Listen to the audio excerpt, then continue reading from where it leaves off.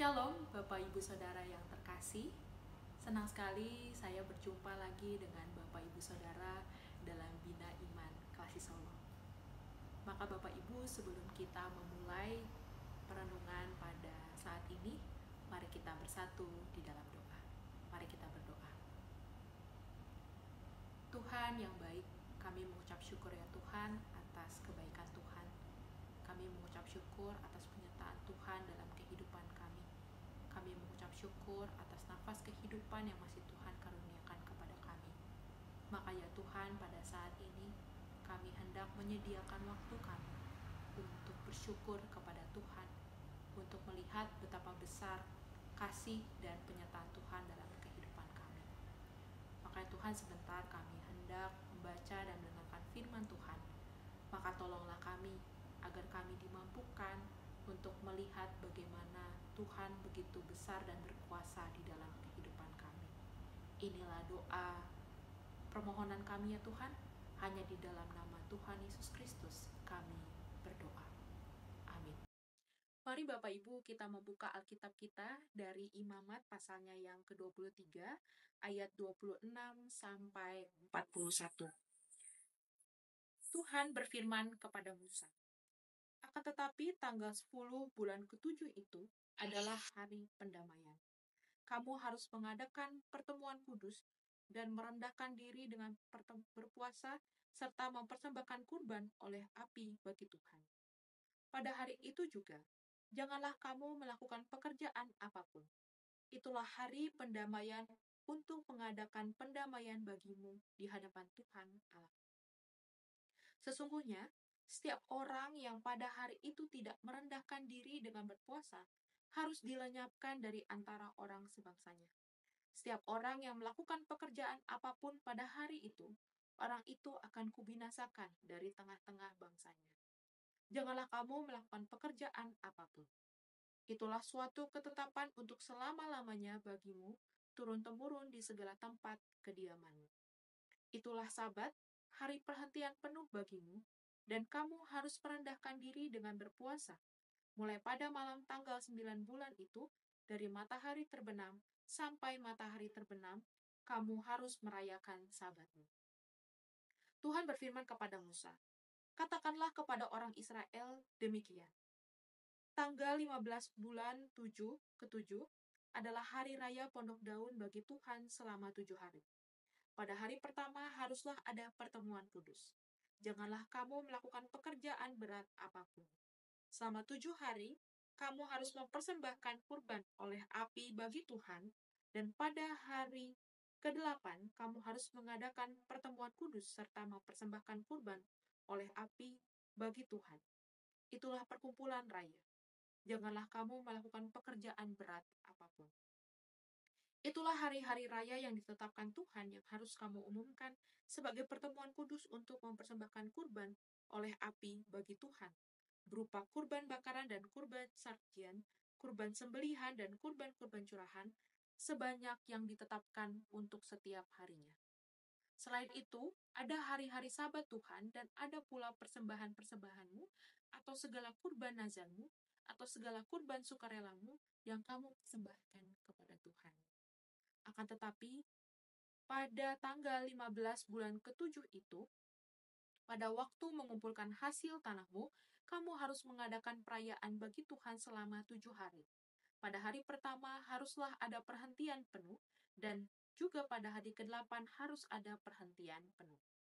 Pada hari pertama kamu harus mengambil buah dari pohon-pohon yang bagus, pelepah pohon-pohon kurma, ranting-ranting dari pohon yang rimbun, dan dari pohon gandarusa.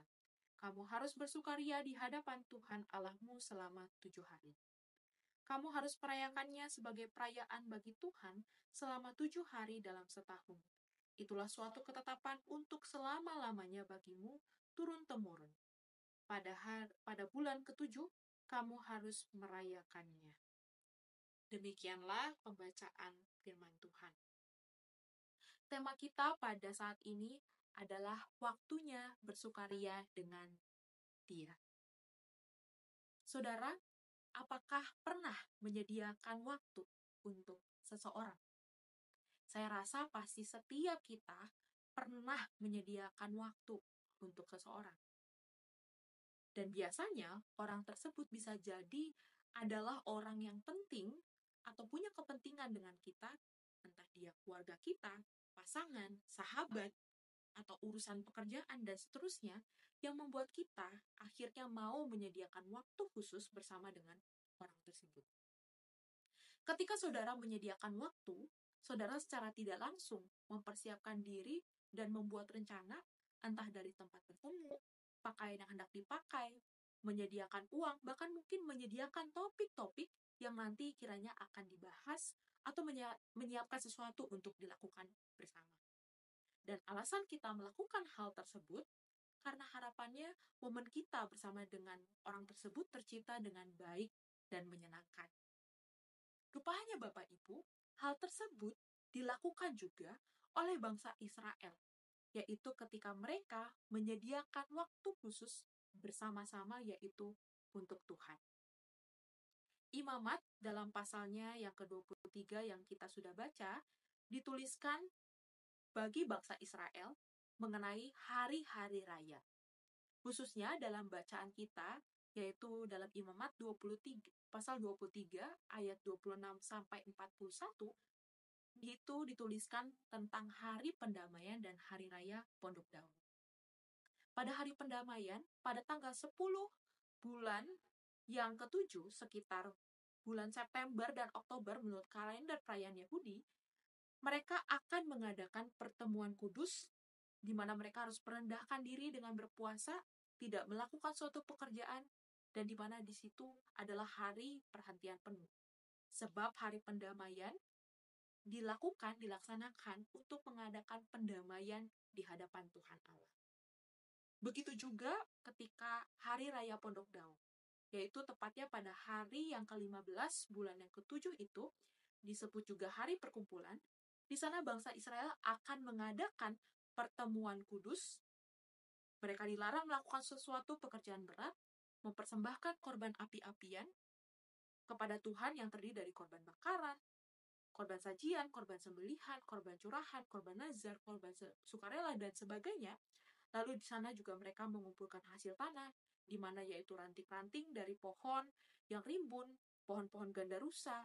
Lalu mereka juga diharapkan untuk mendirikan pondok-pondok dari pelepah dan ranting-ranting pohon. Di sana juga mereka akan tinggal di dalamnya. Itu semua mereka harus lakukan selama 7 hari lamanya dalam setahun secara turut-temurun. Sebab mengapa Bapak Ibu, Hari Raya Pondok Daun mengingatkan mereka tentang bagaimana umat Tuhan mengembara selama 40 tahun di padang gurun sebelum memasuki tanah perjanjian, dan bagaimana selama 40 tahun itu Tuhan ada bersama dengan mereka, menemani dan memelihara mereka. Dari semua yang mereka lakukan dalam hari-hari raya mereka, kita melihat bahwa tujuannya adalah mengingatkan bangsa Israel tentang kebersamaan mereka yang adalah mereka sebagai umat pilihan Tuhan dengan Allah yang adalah pencipta dunia dan pusat kehidupan mereka, yang sudah begitu banyak melakukan hal untuk mereka.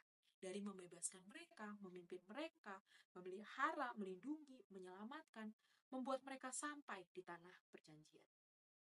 Hal-hal inilah yang mereka lakukan, dari mempersembahkan korban, berpuasa, tidak melakukan pekerjaan berat, dan mengumpulkan hasil tanah, di mana itu adalah simbol bahwa umat Tuhan diingatkan kembali bahwa mereka adalah kepunyaan Tuhan, dan mereka melakukan itu semua mengingatkan mereka bahwa segala apa yang mereka punya adalah berasal dari Tuhan, untuk Tuhan, dan kembali pada Tuhan. Dan tentunya untuk mengingatkan diri sendiri untuk tidak berfokus pada diri mereka sendiri, tetapi melainkan kepada Tuhan. Jadi kita bisa melihat bahwa dari waktu, tenaga, hal-hal yang mereka punya, semuanya itu sekedar untuk mengingatkan itu semua dipersembahkan untuk Tuhan. Karena Tuhanlah yang membuat semuanya ada dan terjadi dalam kehidupan umat Tuhan. Bapak Ibu Saudara sekalian, kalau kita melihat dari apa yang dilakukan oleh umat percaya, maka kita juga sebenarnya juga punya hari-hari raya. Dan salah satunya adalah saat ini kita sedang dalam masa Raya Paskah, khususnya kita sedang menjalani Prapaskah, di mana kita dari hari Rabu Abu sampai nantinya kita pada hari Paskah, kita akan menghayati bagaimana karya penyelamatan Tuhan di dalam Yesus Kristus. Banyak hal yang kita lakukan dari hari Rabu Abu sampai nanti sebelum Paskah, kita melakukan puasa, bersedekah, dan lain sebagainya. Dan tentunya kita diharapkan Bapak Ibu menjalani hari raya ini bukan sekedar ritual agamis atau formalitas mata dari kebiasaan gereja kita, tetapi yang seperti tertulis dalam Imamat pasalnya yang ke-23 ayat 40 dikatakan, kamu harus bersukaria di hadapan Tuhan Allahmu selama 7 hari. Artinya adalah bahwa waktunya kita bersukaria di hadapan Tuhan ketika kita sedang menjalani masa raya Paskah ini, di mana kita sedang menciptakan momen kita bersama dengan komunitas iman kita dan juga bersama Tuhan, bahwa begitu besar kasih Allah kepada kita yang dinyatakan dalam keselamatan, anugerah pemeliharaan kehidupan dan kesempatan hidup yang kita masih boleh rasakan pada saat ini. Tentu Bapak Ibu harapannya masa di mana kita bersukaria di hadapan Tuhan bukan hanya berhenti pada hari-hari perayaan, tetapi harapannya kita meneruskannya dalam kehidupan kita, dalam keseharian kita, di mana kita menyediakan waktu bersukaria kita dengan Tuhan bukan pada saat tertentu, tetapi kita mau melakukannya setiap hari karena kita sadar bahwa begitu banyak yang Tuhan berikan kepada kita sebagai umatnya yang tidak luput dari dosa, kesalahan, dan kekurangan. Bapak, Ibu, Saudara, kita bisa melihat bahwa setiap harinya Tuhan memberikan kita kesempatan, Tuhan memberikan kita pengampunan, Tuhan memberikan berkat melalui pekerjaan yang kita lakukan, melalui rumah tangga yang kita bangun, melalui apapun yang kita lakukan dalam kehidupan kita. Jadi, Bapak, Ibu, Saudara, maukah kita menyediakan waktu dengan bersukaria bersama Tuhan, seperti saudara menyediakan waktu khusus untuk berjumpa dengan orang lain? Kiranya Tuhan menolong setiap kita. Amin. Mari kita bersatu di dalam doa. Tuhan, terima kasih karena Engkau begitu baik kepada kami. Terima kasih karena sudah begitu banyak hal-hal anugerah, kesempatan, perlindungan, keselamatan yang Tuhan nyatakan di dalam kehidupan kami. Maka ya Tuhan, ketika Engkau dengan setia memberikan hal-hal yang baik dalam kehidupan kami juga mau ya Tuhan menyediakan waktu kami untuk bersukaria di hadapan Tuhan. Mampukan kami untuk bukan hanya saja menyediakan waktu untuk orang lain, tetapi kami juga dengan sukarela menyediakan waktu untuk bersukaria, untuk bersyukur, untuk bersekutu bersama dengan Tuhan. Inilah doa kami ya Tuhan yang jauh dari sempurna. Kami alaskan hanya di dalam nama Tuhan Yesus Kristus. Amin. Bapak Ibu, terima kasih sudah mau menyaksikan renungan kita pada saat ini. Sampai berjumpa lagi, Tuhan Yesus memberkati.